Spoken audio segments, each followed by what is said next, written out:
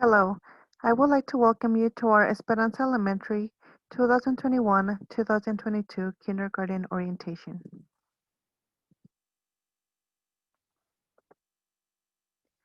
My name is Jessica Garay. I have worked for Esperanza for over 6 years now. I am currently one of the vice principals. My focus is to work with early grades, kindergarten to second grade. Here is my information in case you have any questions in regards to this presentation. My email is jessica.garay@esperanzaelementary.org. My phone number is 801-305-1450, extension 309. I would like to introduce you to our faculty and staff.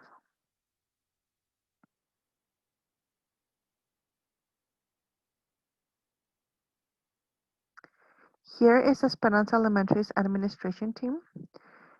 This is Mr. Alejandre, our principal of the school.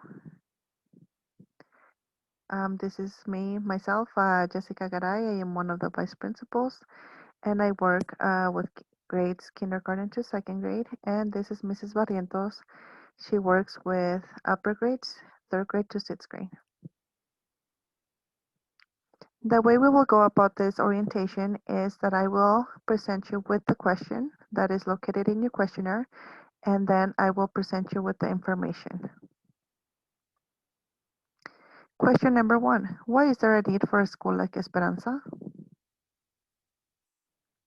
There is a need for academic performance, biliteracy, inviting environment for all of our families, neighborhood community learning centers, and our 90-10 dual language immersion model. Here is our mission and vision statements. Mission statement.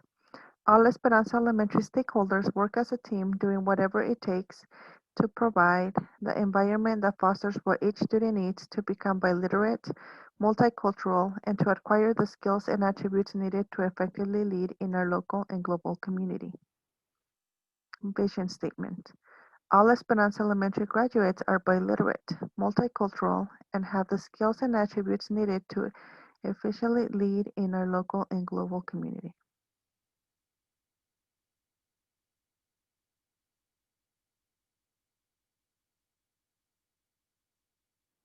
This is the mission of dual language immersion schools. The mission of all dual language schools is to produce bilingual, biliterate, and multicultural children.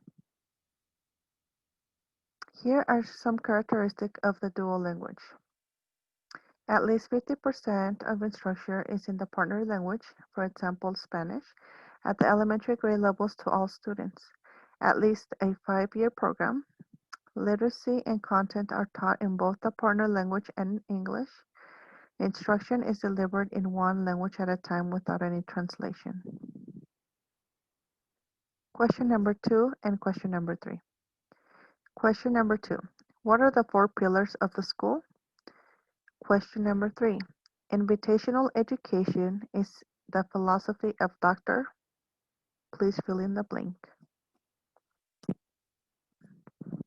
Esperanza Elementary counts with 4 pillars to provide support for Esperanza's vision and mission. In order to ensure student success, Esperanza Elementary is an inviting school, is a quality school, we use the best practices, and we are community-centered. Pillar 1, Invitational Education. Invitational education is based upon the research of Dr. William Perky. What it is that respect, trust, optimism, and intentionality are infused into the school culture. This means that we teach our students to treat everyone with dignity and respect. Pillar 2, Quality School. We use a positive behavior and intervention support. PBAS is used to manage our behavior. All students perform some quality work each year that is significantly beyond competence. All students, staff, and parents learn and implement choice theory in their lives and in their work. Students perform better on state proficiency tests. In our school, we have 3 different assessments. DIBELS is the assessment that measures English. IDEL is our assessment that measures Spanish literacy skills. For math, we use the assessment on the iReady program. Each of these three tests are administered 3 times during the year. For upper grades, which are students from 3rd to 6th grade, we have a test that is now called RISE, and that test is administered at the end of every year. Pillar 3, Best Learning and Teaching Practices. Esperanza Elementary offers multicultural education, civics education, service learning, social action, and character education. We have a gifted and talented model. We offer violin for every student, chess study for every student. We have our language immersion model, which is the 90-10 Spanish and English. We also have our shelter instruction observation protocol, which is a system that our teachers use to teach and to help students learn and acquire a new language. And SIOP is used when students are learning Spanish and when they are learning English. For math, our curriculum is called Bridges in Mathematics. And for English and Spanish literacy, we use Reading Street and Calle de la Lectura. To supplement that, we use a program called Reading A through Z, which is a program that is online, and it allows students to have access to thousands of books in both languages. We also have another program for literacy that is called Imagine Learning. And as you enroll your students, you will receive more information about these programs and how to help your child use those programs at home. Pillar 4, we are a community learning center school. We offer a strong instructional program. We offer Spanish learning opportunities like homework club and summer school. We remove the barriers to learning and acquiring a new language by using the model SIOP that was mentioned previously. Question number 4. In order for the 90-10 model to be successful, what commitment do you have to make as a parent? Here's an overview of how the 90-10 dual language model works. As you can see here, we start kinder with 90% of the instruction in Spanish and 10% in English. As the students move up from grade to grade, the Spanish decreases and English increases. By the time they get to 5th and 6th grade, they receive instruction 50% in Spanish and 50% in English. Many parents get worried or concerned about how this is going to help their student be on grade level in English language arts. From what we have seen with many students, especially in kinder, we have parents that worry that their students are going to get behind because they only receive 30 minutes of English instruction on a daily basis. And what we have seen is that that is not the case. Most of our students are able to perform at grade level in both languages. So don't worry about them falling behind on the English language arts because um, we will offer them with support to ensure that they are on grade level in both English and Spanish. If you have any questions in regards to how our model works, please send me an email and I'll be glad to answer your questions and to explain a little bit better how our program works.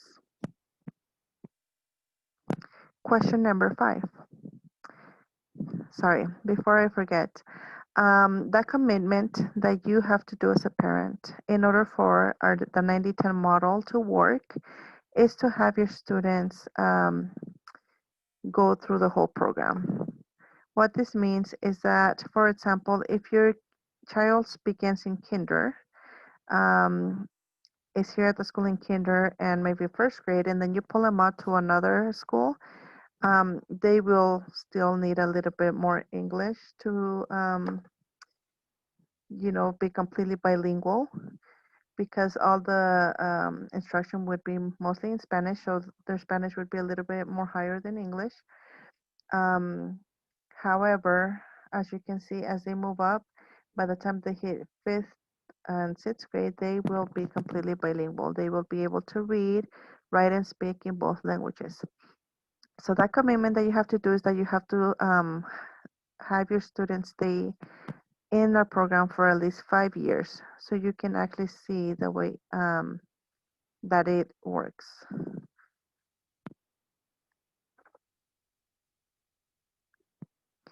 Question number 5. What are the 3 behavior expectations? We have 3 expectations in our school. One is respect, is to respect self, teachers, classmates, and the building. And we also ask everyone to be responsible, to always do the right thing, even though no one is watching, and to be safe. We need to all prevent injury to self and others. We would like to ask you to please help us model what each of these expectations looks like at home and at school.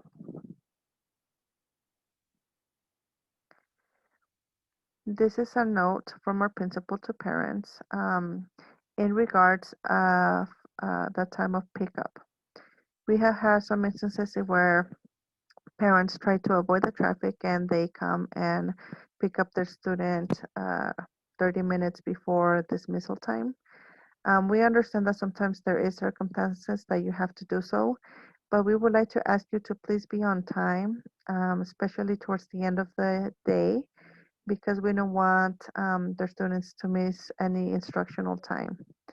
So this letter is asking for parents to come and pick up their kids um, from 2:45 to 3:30 and at 12:55 on Friday. And in case you need to come and pick up your kid for like an appointment or something that's earlier than dismissal time, to please come and pick them up 1 hour before dismissal time, and that will just make everything go by faster. Question number 6. What are the colors of the uniform? We use our uniform. We have a uniform policy. Our shirts, as you can see here, they can be green, yellow, or white. It can be polos or just regular t-shirts. Also, if you have hoodies, they can also be of the same colors, and sweaters. Pants, we do ask for them to be khaki or black. Shorts and skirts the same way. Dresses for the girls could be in khaki, green, yellow, or white. One thing that is very important is the shoes. The color does not matter, but we would like to um, ask you to please send your students with closed-toed shoes, and that is for their safety. Especially out in the playground, we have wood chips, and if they wear sandals or flip-flops, and it could be a little dangerous. We don't want them to get hurt. So please make sure that your child always brings shoes that are closed-toed, and also that they don't have any wheels or other things or lights that could distract students. The shade of the color does not matter. It can be dark green or light green, as long as it's those colors.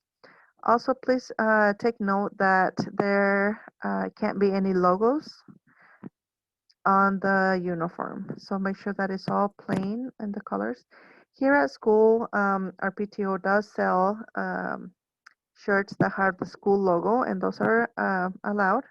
However, if there's other logos that are not related to the school, we will contact you to make sure that the dress code is followed.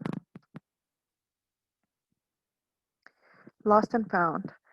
Especially in the winter, we have a lot of items that get lost um, with jackets, gloves, hats.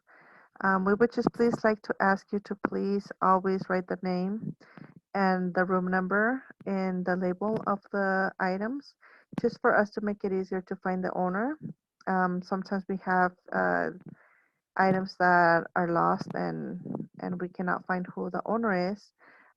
We would just like to inform you that all items in the lost and found bins will be donated at the end of every week. So please make sure that if you notice that your child has lost either a sweater or gloves or a hat, to come call the front office and maybe you can come and see if we can find it, or if it's in the lost and found. That way it is not donated. Here's a picture of our parking lot that is located on the east side of our building. One thing that we would like to inform you is, or to ask you is to please always follow the signs to make sure that there's no incidents. So in this map, you can see that you enter this way, you can park, and then the exit goes this way. So please enter and exit on the right way, just to prevent any accidents or other conflicts.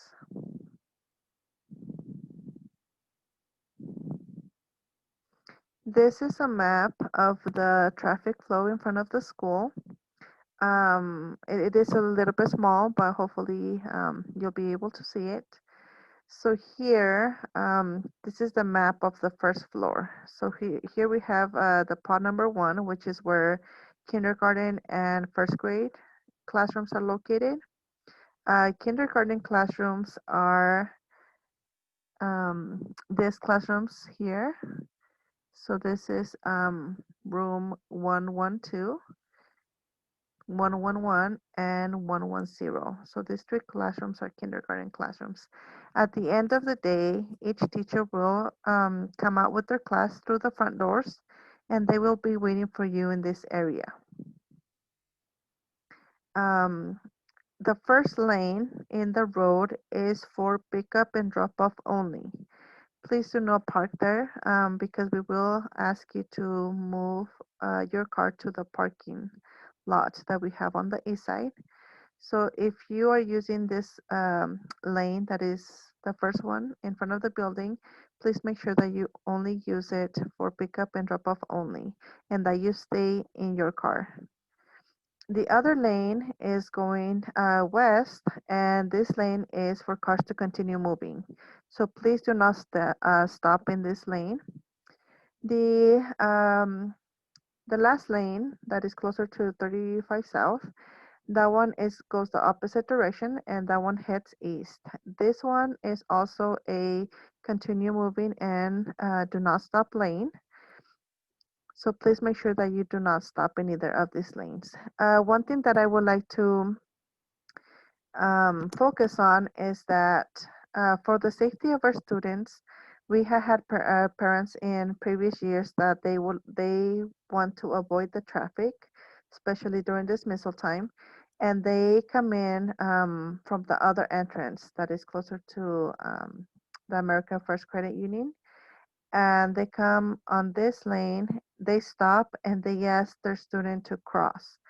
That is very, very dangerous, especially because if there are cars that are stopped here, these cars might be able to see your child, but if there's another car coming, they are not going to stop. And we do not want any injuries or any accidents. So we would just like to please ask you to follow the procedures. And if you're picking up or dropping off your student, then you may come the right direction and on the right lane. We also like to ask you to please drive less than 10 miles per hour. And that is because, again, for our student safety. And we also like to ask you to please stay alert at all times, especially because during dismissal time, there's students waiting for the ride. So please always be alert and attentive during this time. In regards to lunch and breakfast, Right now, they are currently free. Our school participates in a program that offers breakfast and lunch to our students free of charge. If this happens to change from this year to the next year, we will let you know. But so far, this is the information that we have, and so far, we will be offering free breakfast and lunch to all of our students. Question number 7. What do you have to do if you change your phone number, address, or email?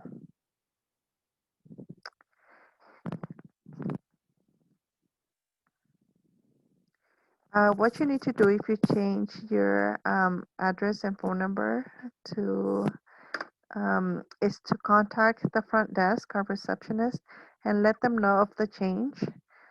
It is really important for us to have your current information, especially um, if there's an emergency with your student, or if your student feels sick. We want to make sure that we can contact you at any time.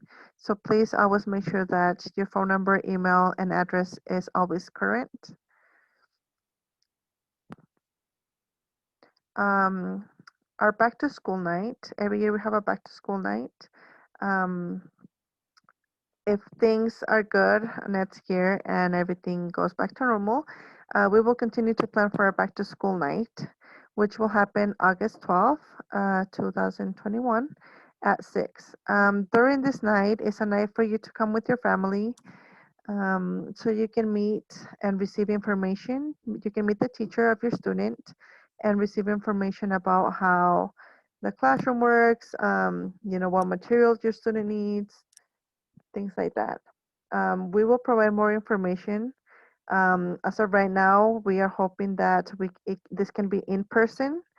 If that's not the case, then we will probably have like an online meeting with the teacher so we can go over that they can go over their information with you. This is our website. This is where we put all the information and links to our sites. Our website is www.esperanzaelementary.org. Here you'll find current events, information about what's happening. You can sign up for enrollment if of other students and you want to place them on the waiting list. If you have students from other grades, um, here's a tab for students, and you'll find links to the programs that they could use at home. Here's a link for parents, and here you'll find the links on how to check attendance, how to check grades. You will also find um, useful information and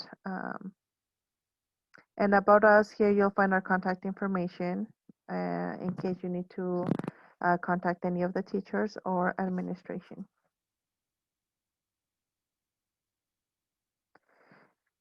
We also have a Facebook page, and you can find us by typing Esperanza Elementary. Here we usually publish things on a very regular basis. We publish pictures of students that are students of the month, um, any updates or any newsletters that we send out, we usually put them on our Facebook page. So if you have a Facebook, I would suggest that you add us, Esperanza Elementary. That way you can receive all that useful information and reminders about events that are going to be happening. This is La Voz de Esperanza, and it is a monthly newsletter that our principal sends out electronically. So if we have your email on file, you will be receiving this newsletter with that contains useful information. It also reminds you of events that are going to be happening and other important information.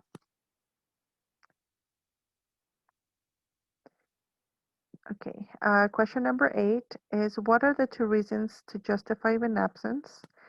Number 9, why will kindergarten students be dismissed at 12:45 p.m. during the first week of school? Here you can see our calendar for next year. This is the month of August. So, like I mentioned before, August 12th will be the back to school night. That is where we have it planned so far. But I would also like to inform you that the first week of school, just kindergarten students will be dismissed early, all of that week. And that is because our state needs us to administer an assessment for kindergarten students. What will happen is that students will receive instruction for half a day, and then the teacher will schedule with you a time for you to come back in the afternoon so they can administer the test to your student. In case you don't get information about how to register for your student to receive that test, make sure that you remind the teacher. But usually in the back to school night, they will have a sign up sheet so you can sign up for the day that you prefer to come and so that we can administer the test to your student. So again, a reminder, the whole first week of school, kindergarten only, will be dismissed at 12:55. Based on these calendars, the days that are in yellow are days that there is no school for students. However, teachers do have to come in because it is part of their contract. The days that are on green are days that we have school. Days that are on red are days that we don't have school. The students and teachers don't have school or don't have to come to school. We would like to ask you to please plan on taking your vacation on the days that are on red. Students should be in school at least 95% of the time of the time in the days that are colored green. It is okay to be absent when the student is ill or if the student has an emergency. So those are the only two justified reasons for them to miss class. We understand that things come up, and but we would like for them to be in school at least 95% of the days that are on green. If your student is ill or has an emergency, please call the front desk at 801-305-1450 to let us know that the students will need to be absent, and then that the way they can excuse the absence. You already know attendance is extremely important, and we try our best to encourage parents to bring their students on a regular basis. In case there is excessive absences or tardies, we will contact you to make sure we come up with a plan to ensure that students are here on time and are here on a regular basis. This year has been a little bit different. However, we are hoping that next year things go back to normal. This is a picture of our regular schedule. In case we do have to continue to make modifications to our schedule, we will send you uh, an updated schedule so you can know what time the kids go to recess, what time they go to lunch. Um,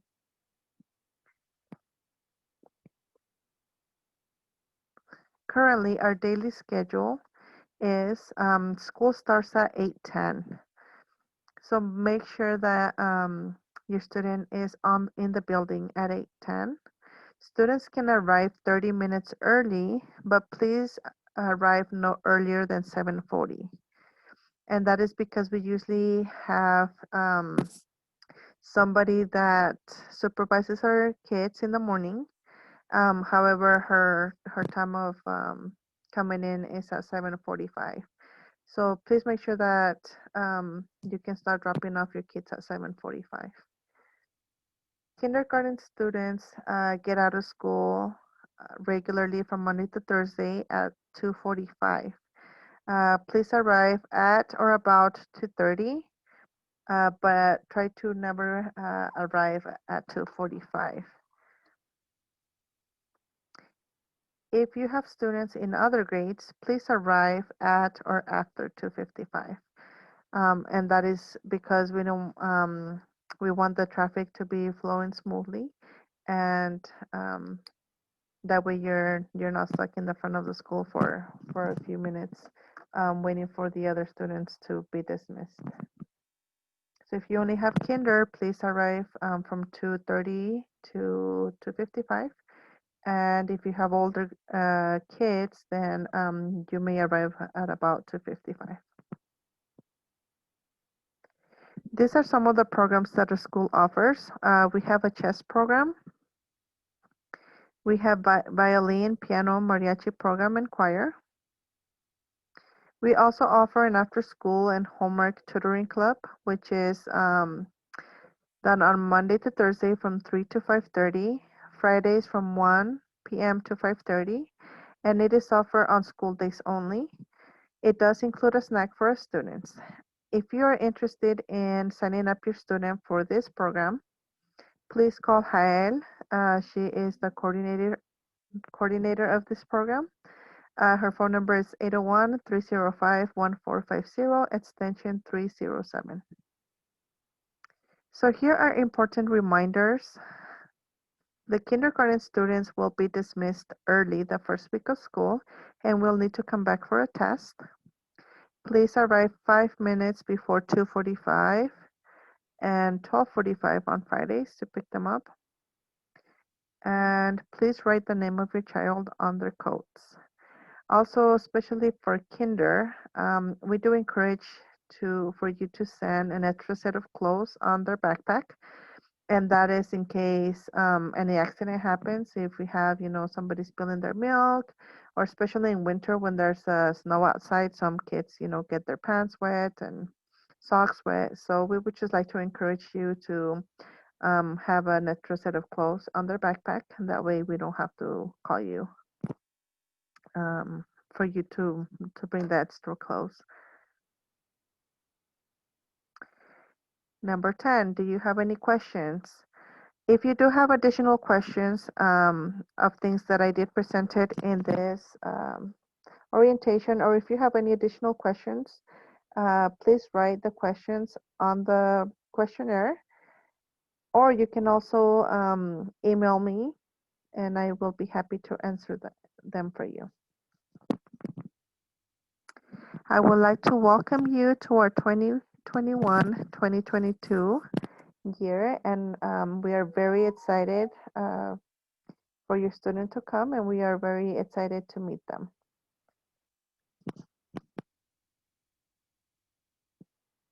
Thank you all, and have a good day.